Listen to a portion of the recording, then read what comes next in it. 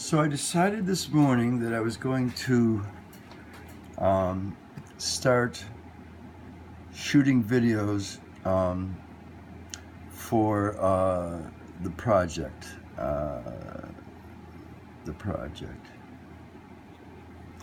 I'm going to start shooting videos, um, preparing to put together a series of pitches. Um, so, uh, in the same way that the project is going to be have a dual nature. Um, well, the project is going to have a dual nature. It's going to be partly about urban development project, urban development, um, an urban development project in Norwalk, Connecticut. Even though this project is going to be very specific to Norwalk, it's the way I'm going to. Well, let me put it like this: there's an existing project, which is a mall, that's going to be built in Norwalk. I'm going to try to put together a project that will, and the mall is going to be mostly oriented towards retail.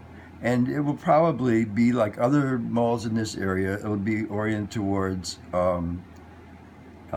upscale retail. Um, like um, designer clothes and for a more upscale shopper. Now, that's already in play, but I want to develop a project, and some of us think that even though, uh, I mean, it's fairly there's a critique of urban development that local city governments are in the pockets of developers, and so that urban development is more oriented towards profits for developers than it is towards the benefits to the residents of a city. I don't know how true that is. I don't.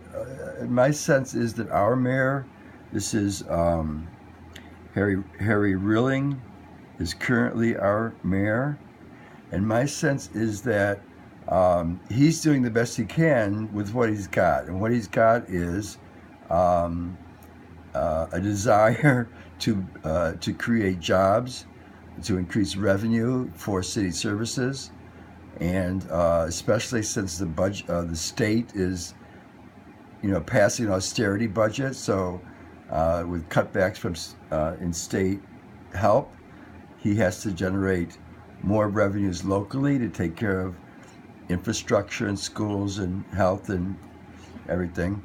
So I think that Harry Rilling, my sense is that in good faith he went to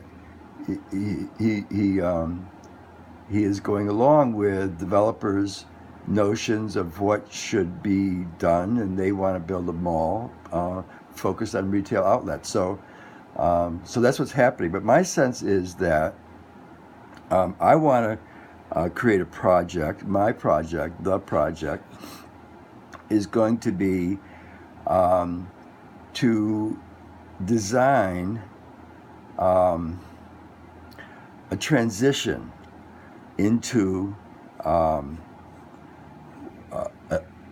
a different kind of approach to urban development, and and I see this as Um, Going along with what I see as a major permaculture. Permaculture is not anymore mainly about agriculture.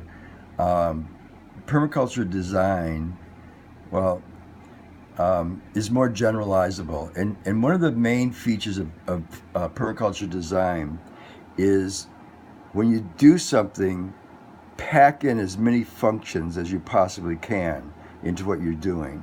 I mean, I would say probably the first design imperative of permaculture is to track the energy and be as energy efficient as possible. But I would, and I haven't studied permaculture. This is just picked up generally. But my sense is the second main innovative feature of permaculture design is to design for multiple functions. So so the primary feature of of an alternative to a retail mall would be um, a multi-use development, so that and what I picture is I like a metaphor. I like morph as a metaphor. So the idea is not that at some point, like with what happened with public housing. There's a famous picture of a video of public housing in Chicago or someplace where it was just demolished. Public housing was attempted. It was deemed a failure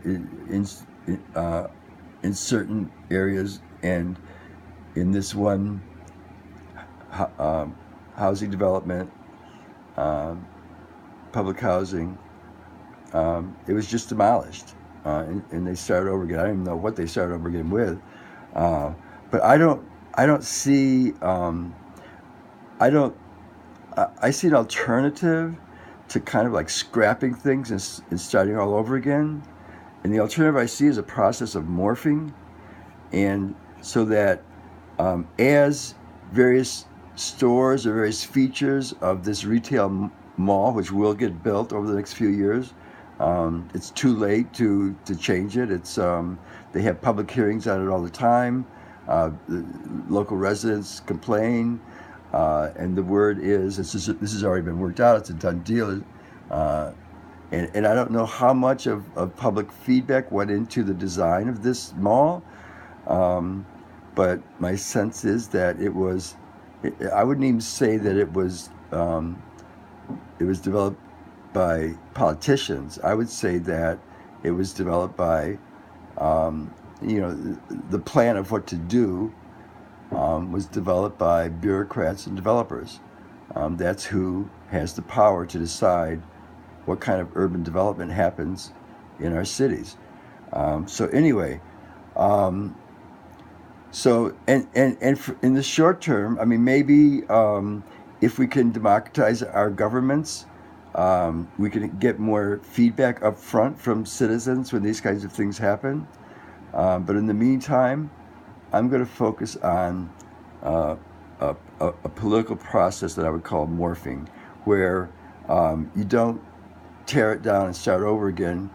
Um, as individual parts of it begin to fail, as a store goes out of business, or as an office space goes unrented, or it's not even office space, as spaces go unrented, or instead of refilling uh, uh, the spaces with other retail outlets, I would say begin to design um, uh, alternative uses. Um, and and one of the things that I'm thinking is to look at across the country successful urban development projects. There's a lot of waterfront projects across the country that have been very successful, and I think that retail could be a part of that. But I think also a lot of cities I think have had luck with tourism efforts. I would like to see um, in the interest of revitalizing or creating some kind of Norwalk Renaissance, I would like to see more public resources going into supporting the arts. And I can imagine like some of the spaces in the mall being utilized for dance studios and art studios and maybe music venues, entertainment venues, stuff like that. So I would like to study successful urban development projects across the country and see what they did and start integrating that into I would say a redesign multi-use development in the same space, but layering it in, layering all these alternative additional functions, design them into the existing space. So that's basically, so it's basically the project, but the project has a dual nature. It's not just about development in Norwalk, Connecticut. It's about creating a model, not just for development, a model for development, urban development, but also a more general, a general model of, let's call it innovative change,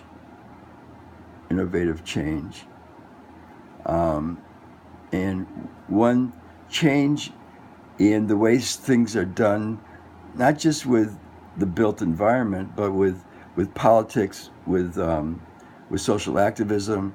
I think that maybe even with our whole economic system, our whole political system, I think that we need new